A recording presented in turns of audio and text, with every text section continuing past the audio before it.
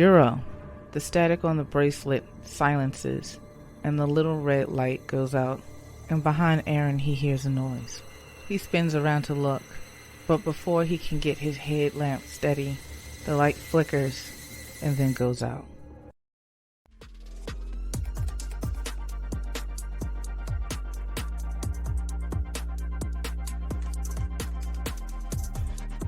Welcome to another episode of Stroke of Luck, where I, Sketchy, your game master and player, play Ironsworn Starforged by Sean Tompkin. Thank you for making it for another episode. Buckle up, and I hope you have fun.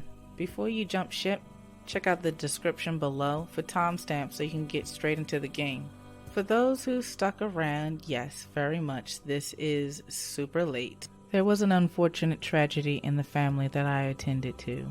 I'm okay emotionally, and I'm back to playing solo RPGs in a therapeutic fashion, which it always has been for me. I'm still kind of in the midst of it while I'm recording this, but this is the hold the breath part of the whole process. So I thank you very much for your well wishes and your concern, love, and support. Meanwhile, I really hope to get to a more consistent schedule with this, as this is something I hope to one day make into something bigger. On that very note, I am looking for suggestions for other games to showcase. I absolutely will continue to play Starforged. It's going to take a lot to get me away from this game, but for the many causes that have been supported in the years that have passed, especially since the pandemic took over our lives in a way, I supported those, and of course I have a robust library of tabletop RPGs that I have just been sitting on. So if you supported any of these bundles and you know what games were in them and you have some suggestions, shoot them my way. If you have some other games that aren't in those bundles that you want to see, if I can afford it, I'll get it and I'll try it out.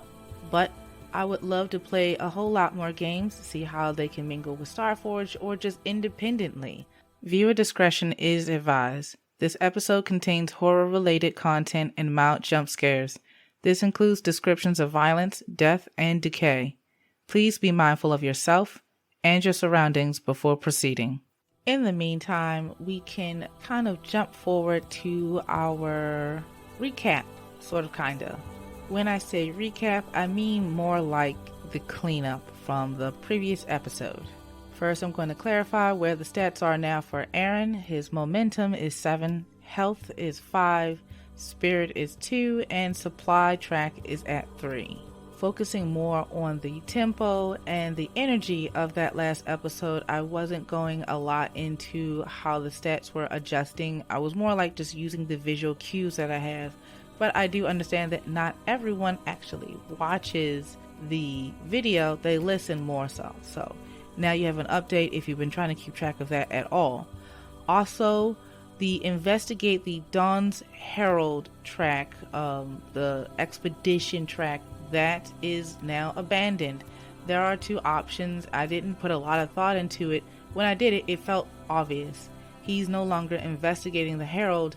He is now focusing on a new quest, which I'm going to get to in just a second.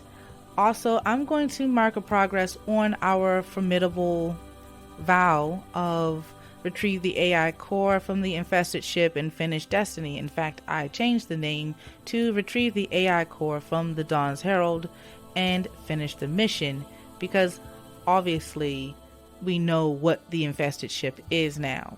While there were tons of misses, one of my favorite things about Starforged is that you're always moving forward. So you might be learning things in a horrendous way, but you're learning things. Your character is always moving forward. So in a sense, we're still making progress in our quest, just miserably slow and in a painful way. So with the cleanup done, now we can move on to the actual recap. Erin Slater traveled to Reprise, an independent mining company, to find Juro Intervenes, an expert in precursor technology and all of its effects. After being cursed by exposure to a precursor vault he didn't belong in. After a series of rather shady events, mostly headed by Erin Slater himself. He ends up meeting Brennan Carr, a senior medic in the excavation area, where he's handling a disgruntled client.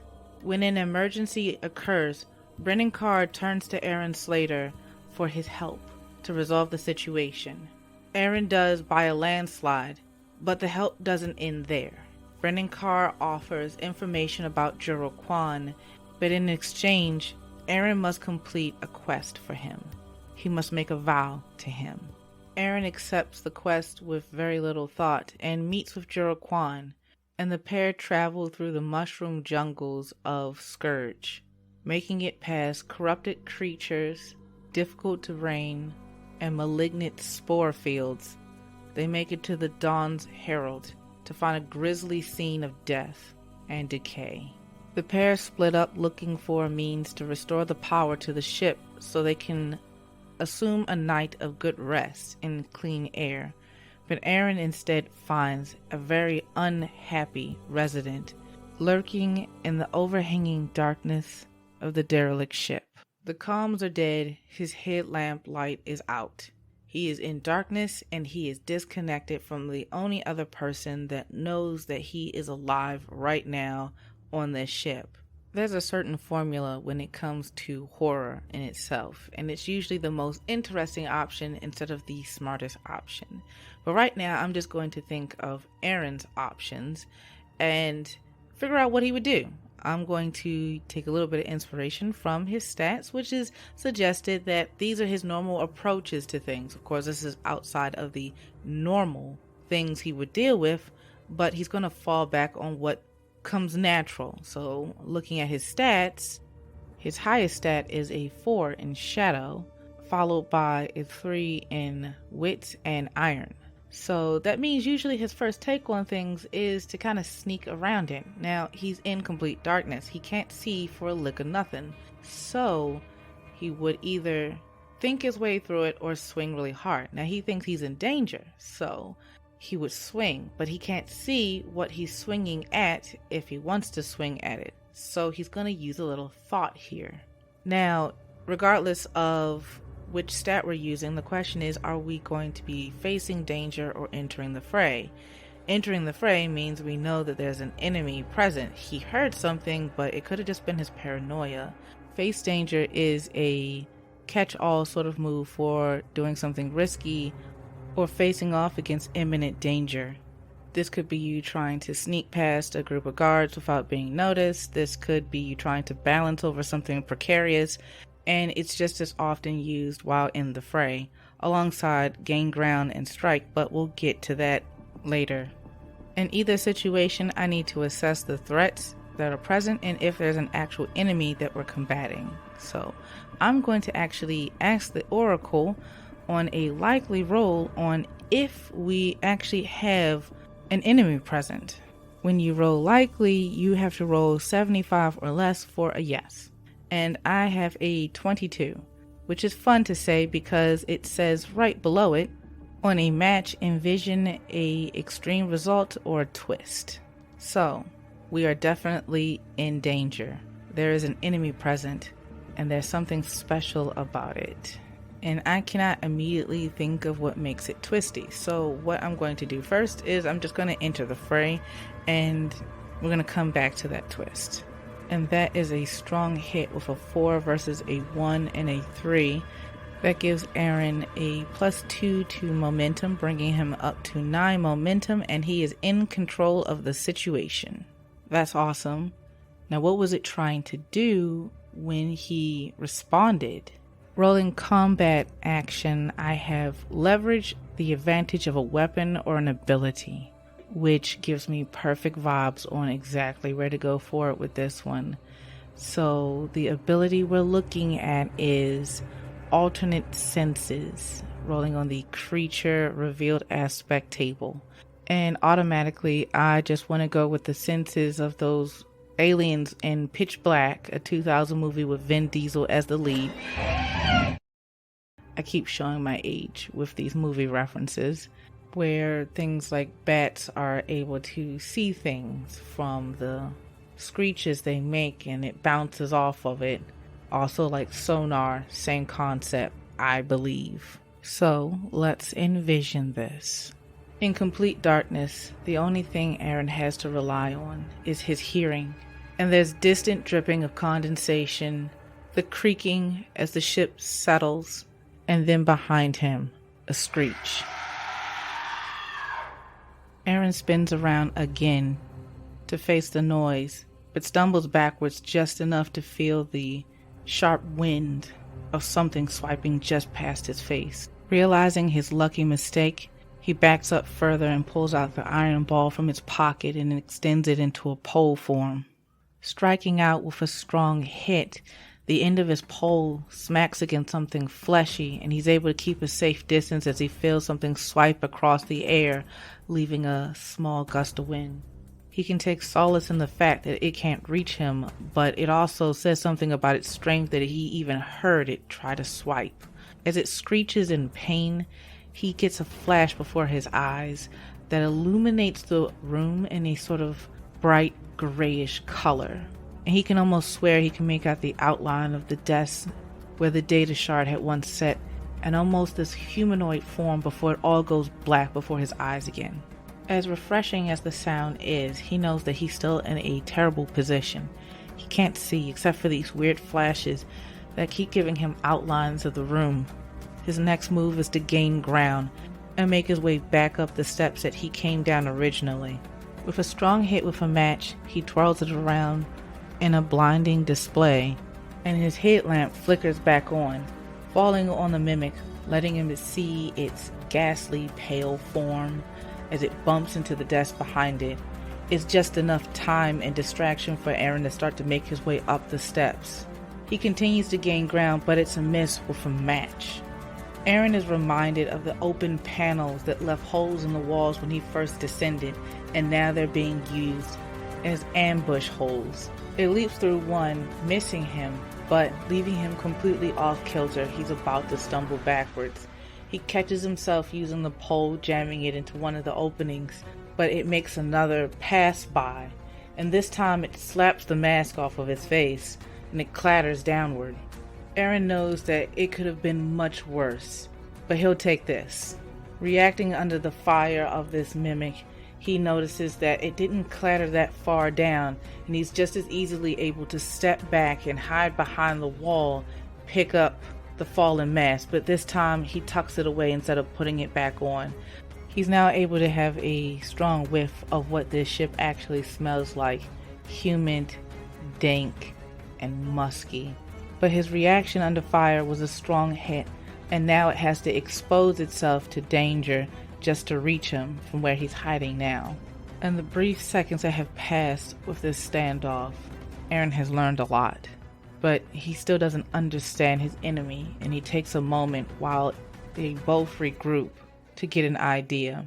He gets a strong hit on gain ground plus wits as he sizes up his enemy, learning that with high-pitched noises, it growls suddenly in the direction of the noise. It's seeing via sound, but there was also a flash with his own eyes when the high-pitched ring echoed in the hall.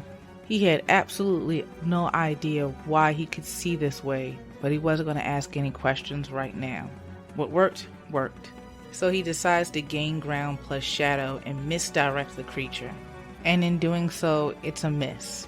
Thinking he has the upper hand with a diversion, he starts to move out, but he moves right into an opening and ends up slammed against an adjacent wall. He feels something in his back pocket crunch. He files away a curse in the back of his head, but right now, there's a mimic, and the only thing between him and it is this rather thin pole. He clashes, using iron and kinetics to a strong hit. Envisioning this, the mimic pressed against the pole, driving his back into the wall.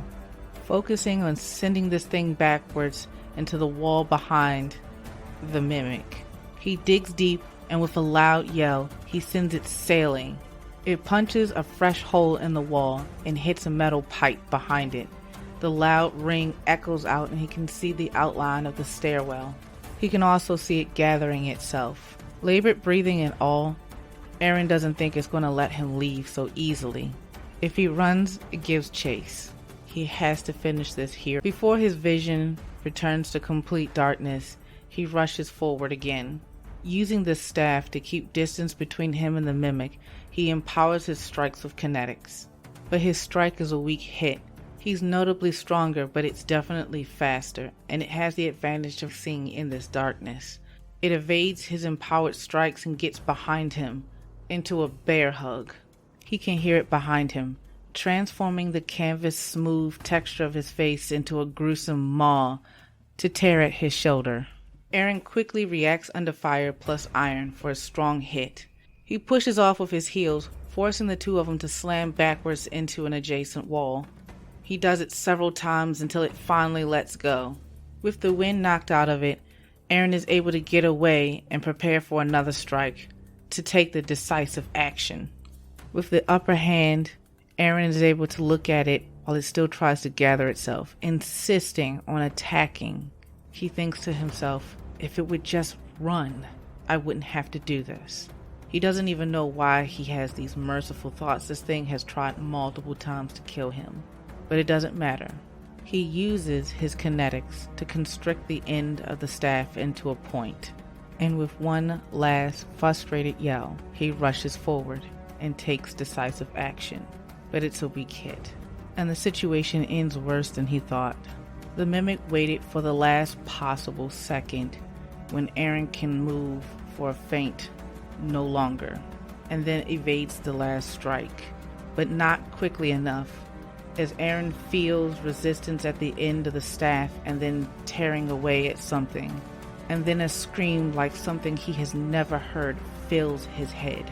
By activating earlier's missed match, we're going to take -2 spirit, which is the last 2 spirit he had. Like a million jolts sent directly to his brain, he drops the staff and drops to his knees, clutching his skull. Confusion, fear, dread, every horrible nightmare he's ever had comes to the surface as if it's a reality in this very moment. But it doesn't have to end here. We still have a prophecy that we can fulfill. By finding clarity in this moment, we clear our vision and we find the answer to enemy power. He regains a single spirit, but let's envision how. The words, enemy power, fill his thoughts once again. But this time, it's like a beacon at the end of a terribly dark tunnel that he was falling down, sideways. He reaches out to touch this comforting, warm glow of light, and suddenly something so distant is just in the palm of his hand, and he can see it, the mimicry, the sonar, the scream, enemy, power. It's flooding his thoughts to the surface. It's learning about him. It's trying to become him. And if he lets it, that's it. He will fall into a madness and never have the chance to correct this curse. So as simple as that, he doesn't let it. He doesn't fall into the despair. He doesn't let it skim his thoughts. He pushes back. He fights back. And he can hear on the outside of his own mind a curious noise, a frustrated one. And the pushing and pulling relents for only a moment, until all of a sudden it becomes even harder, grasping his physical head and pushing itself into his thoughts. Erin drowns beneath the sea of psionics, and he rests his head on the cold metallic ground beneath him and allows blissful unconsciousness to sweep over. Now this looks really bleak. This is like a double 10 missed with a match sort of situation.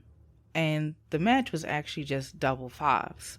Granted, when he first got the vision, I always presumed it had something to do with the mimic that he was going to go up against eventually. And there were multiple times throughout this fight that it made plenty more sense to just clear the prophecy then. In fact, I could have just done that for take a decisive action, but I was actually genuinely hoping that with 8 progress, I could get a strong hit. And then I remembered that I had an entire match that I would rather resolve before I got to the end of all this, because I think that we've got opportunity for more crazy. In fact, we still haven't seen Juro jump into this situation. And I think that's exactly how he gets out of this, with just a slither bit of hope. So let's envision Juro Quan. Ghost. Do you copy me? Ghost. Juro could hear a conflict on the other side, with an inhuman scream piercing through the speakers. Juro readies his weapon and heads back to the mat room.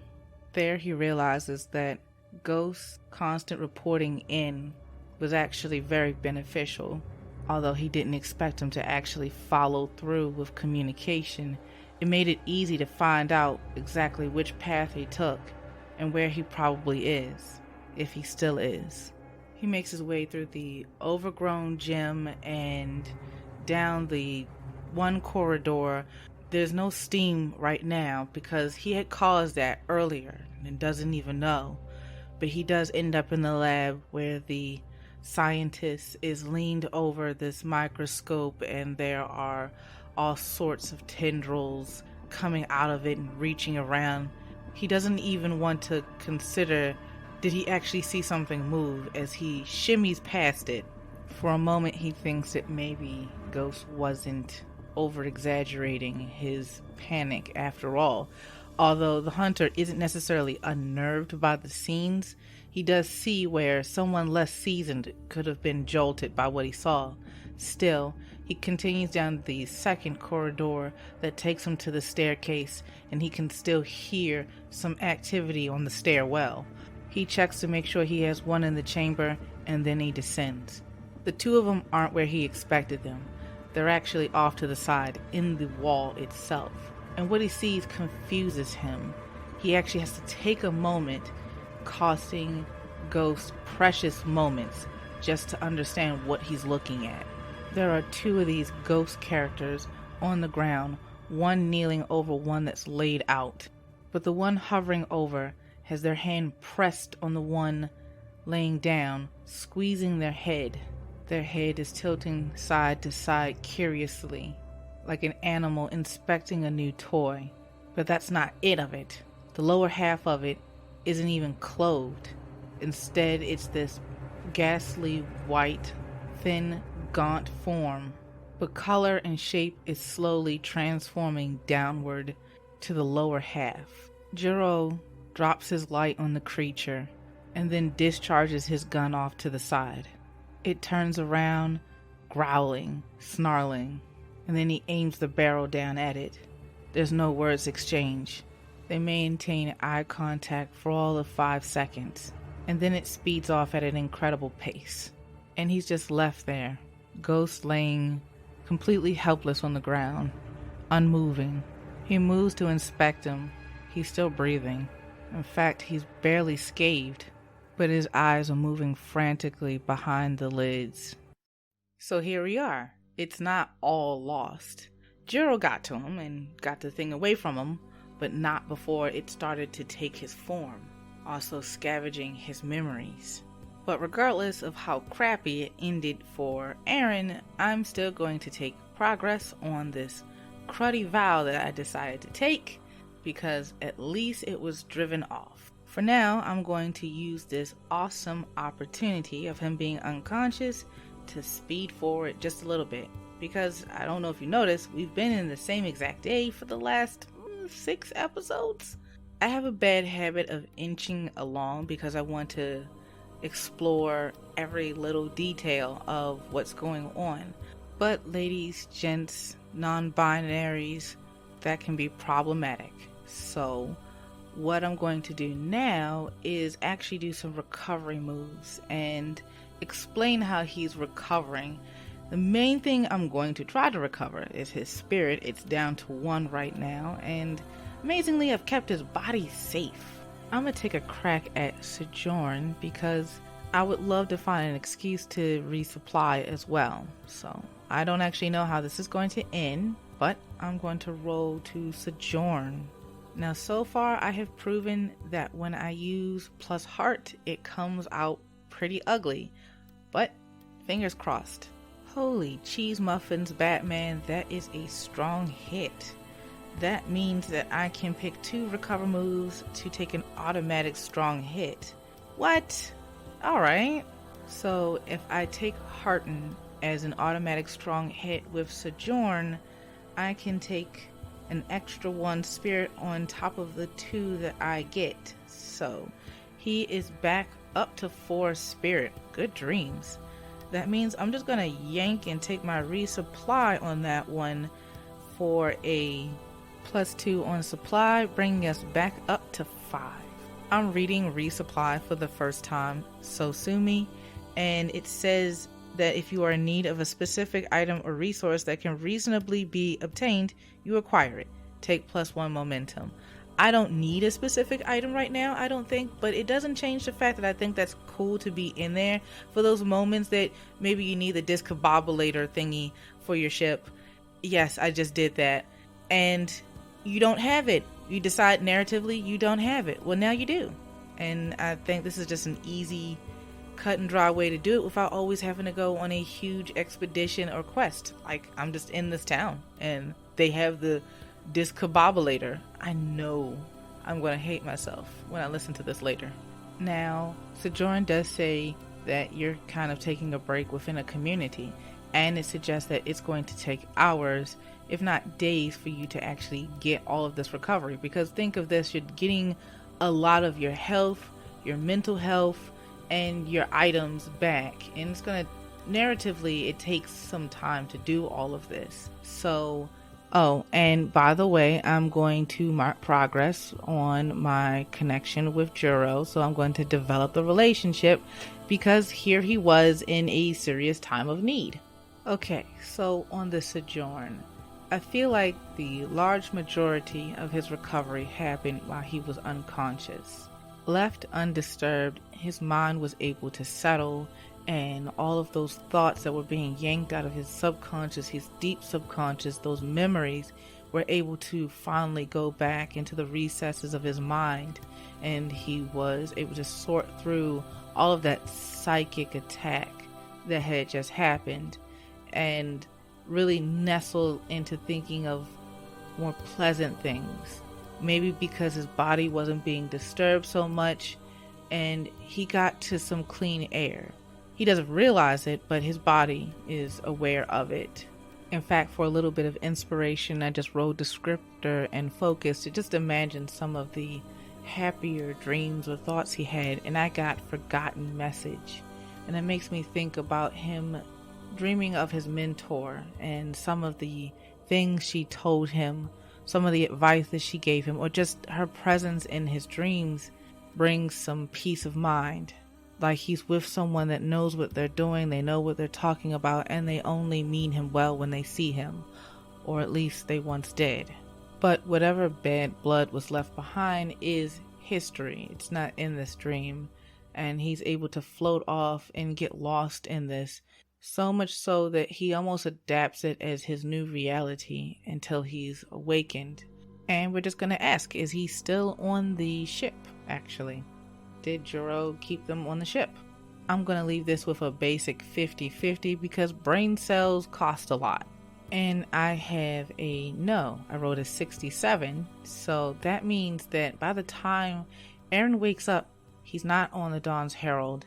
Now I'm thinking 2 different places that he can be. And there's a way to answer this question. He's either back onto his own ship or he's actually in the medical facility on Reprise. When you use Ask the Oracle and you're deciding between 2 different things, you rate one as likely and roll. I'm going to roll that it is likely that he is on Reprise because it makes a lot more sense for Juro to get him there instead of just setting him in his ship. He's going to probably need medical attention. So with a 53, yes, he is in the recovery area of Reprise. Now, medicine is not cheap in the Forge, but with Brennan Carr being here, there is an entire department that's dedicated to the health of people here on Reprise. So it doesn't mean he's going without any particular care. Thankfully, they don't have to worry about his physical health right now. It just seemed like he had some rapid brain activity, and my gods, this guy needed to take a nap. He was refusing to go to sleep at any opportunity that he had because he thought that would trigger visions. Well, it wasn't that. So we're going to give this man a solid day has passed, and he wakes up not in his normal clothes. He's been changed into tan plain linens, and he's alone, and there's beeping around, and it feels like the start of absolutely every horror video that he's ever seen. It's not pristine or state-of-the-art, but it's sterile where it counts, and not the Dawn's Herald. Erin is ready to get up when Brennan Carr walks through the medic room door. Erin phases through surprise, confusion, and then concern. The last time there was a survivor from that ship, Brennan claims that he treated him.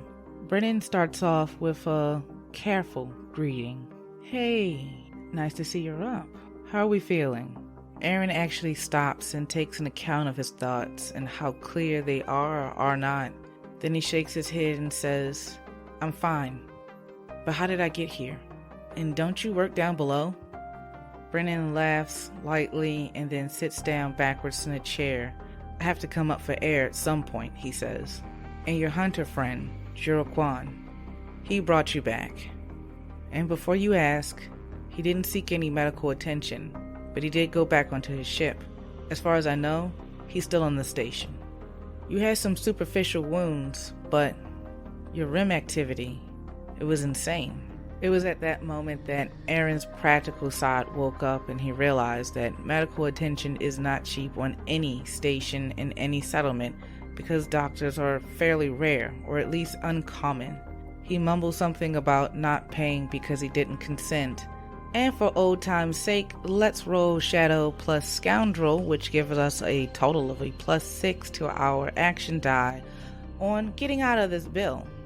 Oh looky, a weak hit with a 10 versus a 4 and a 10. It doesn't matter what my momentum is in that situation, a 10 just sucks, guys. Nonetheless, Erin takes a +1 to momentum and Brennan agrees. But what is starting to become his character norm is he adds in a little bit of a twist on his agreement. Brennan shrugs. He's clearly unconcerned with the logistics. He says, that's fine. In fact, I'll make you a deal. You tell me everything that happened on the ship, including how you got this way, and I don't charge you. Erin doesn't care about the AI or the ship, but he does remember the tape, the mimic, and those moments before he fell unconscious and it was stealing his face. Brennan's interest is unnerving, to say the least. And suddenly that bill seems the least of his concerns. So now he doesn't really want to speak on it at all. He's going to try to get out of this. So I'm going to roll another Compel, plus Shadow, plus Scoundrel, because he's going to try to bluff his way out of this situation. Well, ladies, gents, and non-binary alike, I take back what I said about 10s. I have a 10 versus a 2 and a 2. That means I have a strong hit with a match while using Scoundrel. So a couple of things happen here. Erin gets plus his amount in Shadow with momentum. That's already at max now, with just like 2 left over I can't do anything with, but that's fine. And he gets an unexpected opportunity, and that's kind of how a lot of this stuff happened to begin with. So how does this turn out? Erin doesn't want to talk about what happened, not because it's traumatized him, but he doesn't trust Brennan right now. His eagerness is unnerving. So he's going to bluff his way out of the situation. He tells Brennan, yeah, that's a bit of a tale just getting up. How about I get some food in me and my clothes on, maybe? He climbs out of the hospital bed slowly and makes his way over to his neatly folded pile of clothes sitting on top of his boots. He starts the process of undressing and hopes that Brennan has a modicum of modesty in him, that he doesn't have to commit to completely undressing in front of this guy.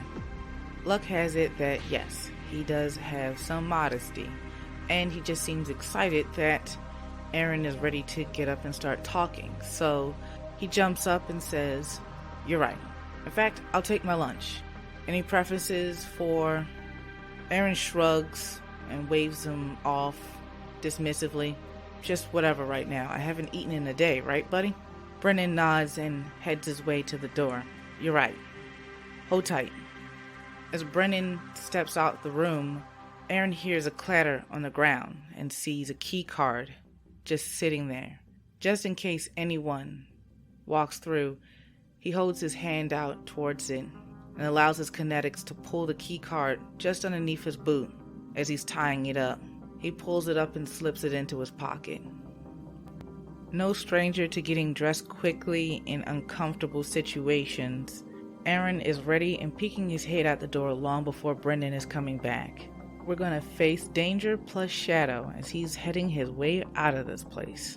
And that's a strong hit, folks. He's on his way out the door. We get a +1 momentum, but we're already at max. So, after being certain there's no one around that would stop him, he grabs a hanging lab coat that's inside of the room and steps out, heading straight for a door where people are heading in and out with this familiar beep of a keycard read. He holds up the fallen one from his pocket, and the little light turns green. On the other side, Erin tucks away the keycard, takes off the lab coat, and sets it on a chair nearby. As he walks through the station, he realizes he trusts none of these faces. Any one of them can be the mimic.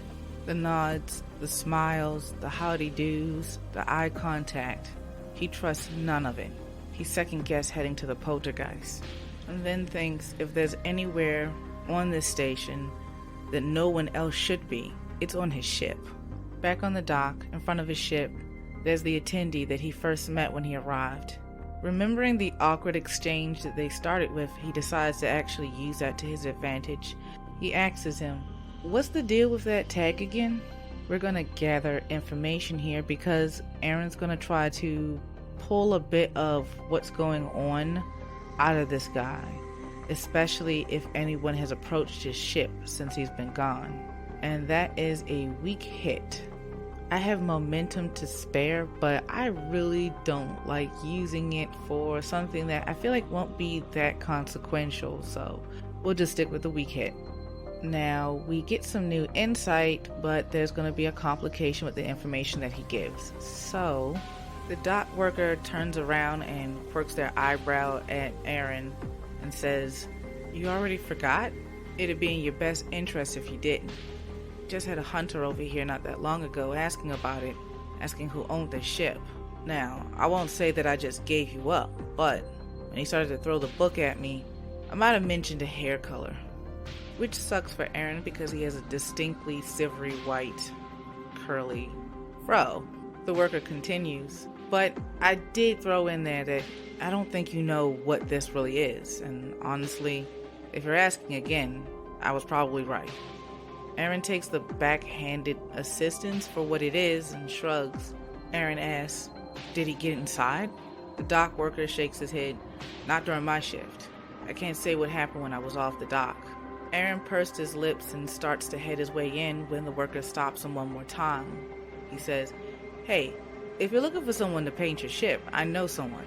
Erin gives the deepest eye roll, but says, "Maybe later." Inside, he heads straight towards the eatery, which is no more than a single square table with one chair. He sets his box of cards on top of the table.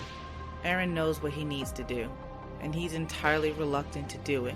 But if he's to figure out the next steps, he has to force a vision.